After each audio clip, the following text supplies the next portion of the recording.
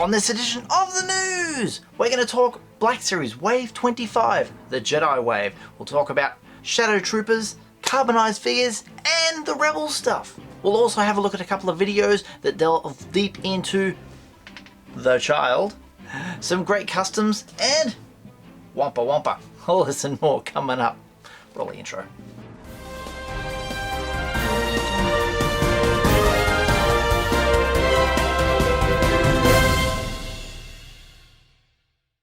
Welcome to Using My Television! Back again with some more news! And yes, my finger has been unglued from my lip, so thank you for that, Blue Harvest Vintage Toy Channel.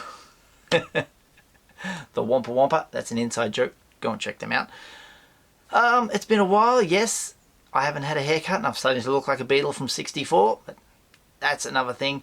Let's talk about some action figures. First up, Wave 25. That's the next wave of action figures from the Black Series. I know some of you guys out there are just starting to get your Wave 24, which was Dooku's Wave and Bly's Wave.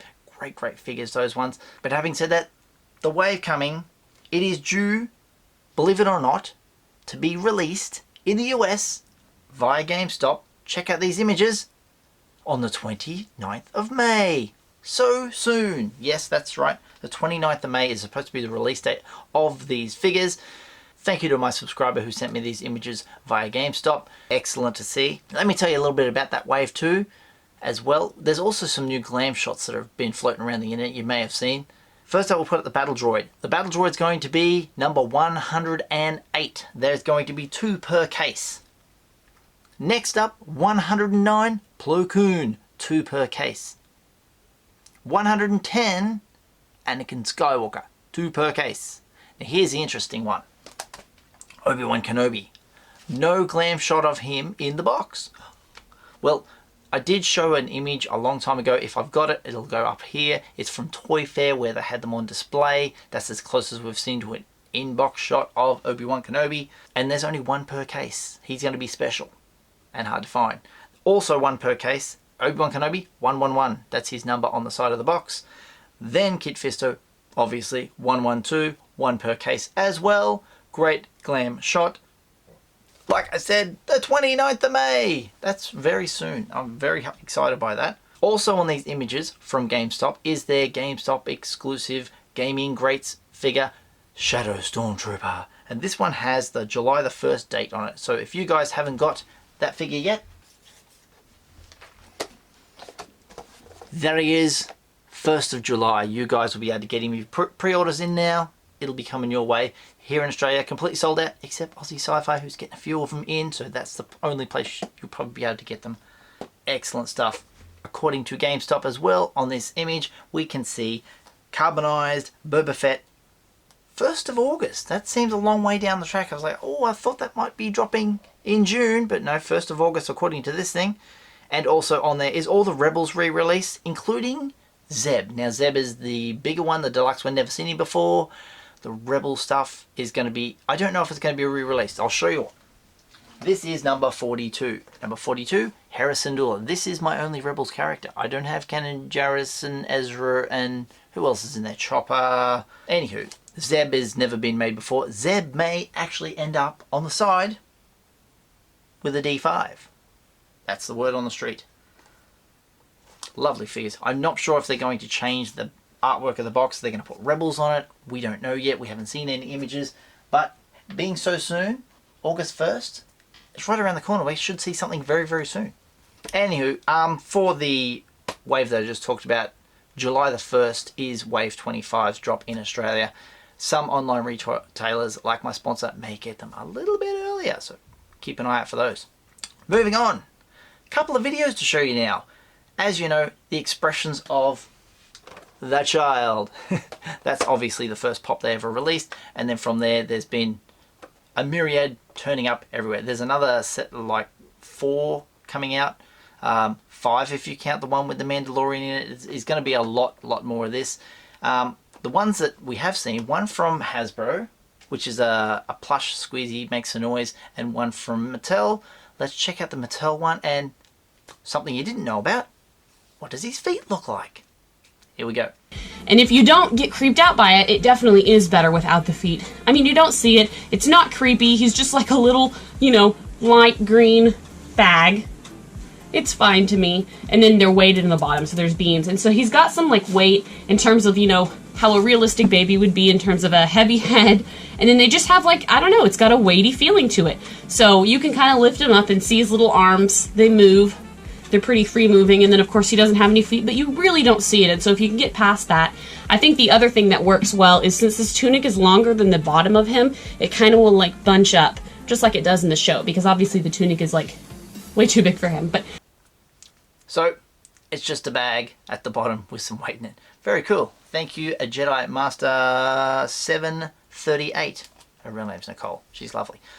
Also, next one is the noises it makes. The other one is made by Hasbro. This one you squeeze its guts and it makes 10 different noises. So let's check out the Eric Butts. And here's the baby. Hi. And you squeeze. Let's check out the sounds. Aww. Aww. Oh, it's like he farted.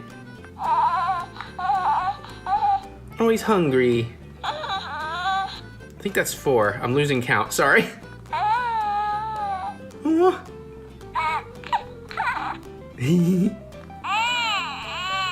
Aww. Ah.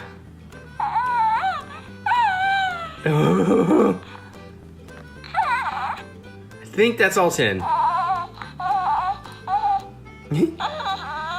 Yeah, he's so cute. Now, of course, these are rubber feet, rubber hands. Ooh.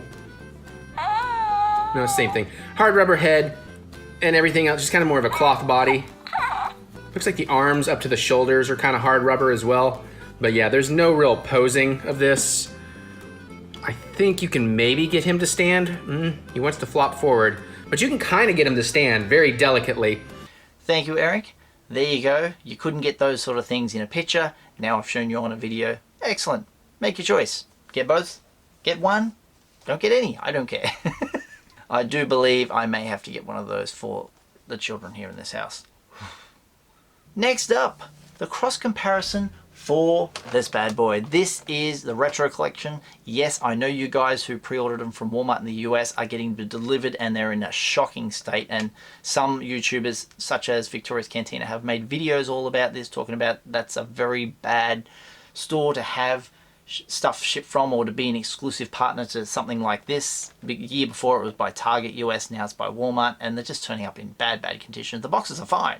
The contents inside are just trashed because people who pack them don't know the card back is just as collectible as the action figure. They just think the action figure is, and they see the damage around the side and think it's rugged already, I'll just do that to it. So anyway, I'm going way off point here. The video I was going to show you, the cross comparison between this one, the 2010 mail away version of it. I don't have that figure. There's a re-release of one down there, which is no, it's nothing like that one. And then he's got the 1979 one. Check out this video from The Junkman.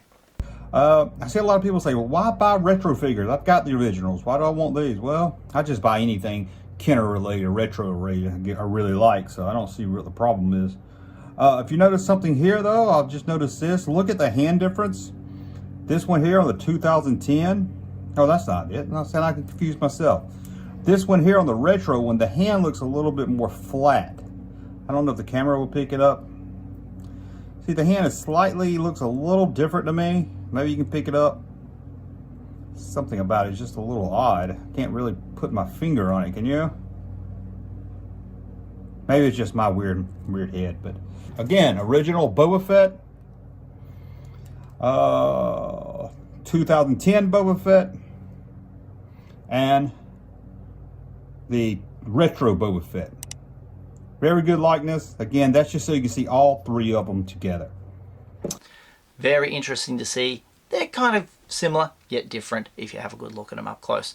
Next up, Papa Gord, the Canadian Santa Claus.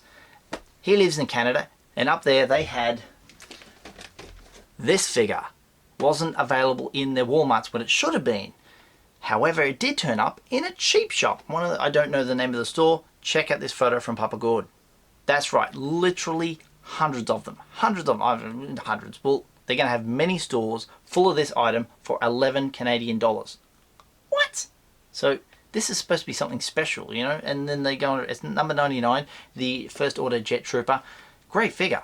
And why it doesn't go to retail and they just leave it in a warehouse somewhere to end up in a cheap shop? It's just ridiculous. But if you're in Canada, these are available, 11 bucks. I don't know the name of the cheap shop. So thank you, Papa Gord, for the heads up. Next up is Galaxy of Adventures. Yes, Galaxy of Adventures. As you know, I own one of those characters. It's not a bad one. They're not the greatest in the world. They're supposed to be for kids, and the kids aren't really buying them. And the adults sort of buy them when they find a character they kind of like and want. And this one before. Some is maybe deep into the line. I don't know. But there is a wave 2 out there, and one of them is Boba Fett, and found at Sainsbury's. That's in the UK. That's a store over there. Check this out. Boba Fett turned up, and as you know, the packaging, as you can see, very nice. It's a little bit different. So the original packaging is like a black and red and yellow, but now they've put the white in it. Pops a little bit harder. We did see these at Toy Fair as well. There's going to be like a Darth Maul and a Yoda and all that included. Yeah, that one's turning up in the UK. The next wave of vintage collection, which some of you may already have, I think it's wave 11, 12? Anyway, it is the repackaged line with Luke Bespin, Lando, C-3PO, and who else is in the line? There's one more in the line. I can't think. I'll put it on the screen if I find out. Dean Birch brought the new ones and compared them in a couple of photos with the original ones, and have a go at the difference in the C-3PO. Look at the, I believe the one on the is the Nui, so it's the almost a matte finished gold, and the older one is more of a bit of a shinier tinge to it. The other one he has is the Luke Bespin. I think we've had a look at that close up. Little slight difference in the colouring of the outfit. But yeah, thank you very much, Dean, for sharing those pictures with me. A quick look at my local stores. Here is Kmart first. Ta-da! Couple of sales. No 40th anniversary on the peg, but the peg is there saying $35. Not much else going on. And Black Series on special for 25 bucks. Over to Big W, and they have decent amount of Black Series. Most of those are from Triple Force Friday, which they restocked I think 3 times over, and also added in the wave after that, which was the Wedge Antilles line. Both 40th anniversary figures they have there are in my collection behind me. There's Leia, there's Luke back up there, so can't add to it yet unless they get a few more, but that's alright. Just thought I'd share something that we have in stores. I know you guys in the UK have nothing, so to see something like that, you're like, wow! Now it's time for a little spotlight on John Walker Customs. If you haven't seen some of his stuff, fantastic. I've been wanting to show this for such a long time. 3D printed the Razor Crest. Check this out. Absolutely stunning. It looks brilliant. It is 2.5 feet long. It is humongous. So it's been 3D printed and painted. He's also done a custom of the Mandalorian in the Beskar armor. I think it's just been chucked straight into a regular Mandalorian number 94 box. And also a helmet he's designed as well. And because I'm an in-box collector, this one was hard to watch. A new project coming up where he's using a grinder to remove the chest plate on the Mandalorian. I'm like, oh my goodness. So many people want that figure, and he's just working his magic on it. So wonderful stuff. That'll do it today. My name is Usual Mike. My sponsor, as you know, is Aussie Sci-Fi Collectibles. Don't forget to use the Usual Mike Television UMTV follower at checkout while buying yourself some awesome Star Wars Black Series or vintage. I've got some shirts. Chuck up my merch. All of my shirts are available in my Redbubble store. Buying from the store helps out the channel, so thank you very much. If you'd like to follow me on social media, I'm on Twitter at UsualMike30 or on Instagram at UsualMikeTelevision. If you haven't done so already, hit subscribe, tap that little bell for notifications, slap a like on this video if you've enjoyed it, and I'll see you guys next time. All the best.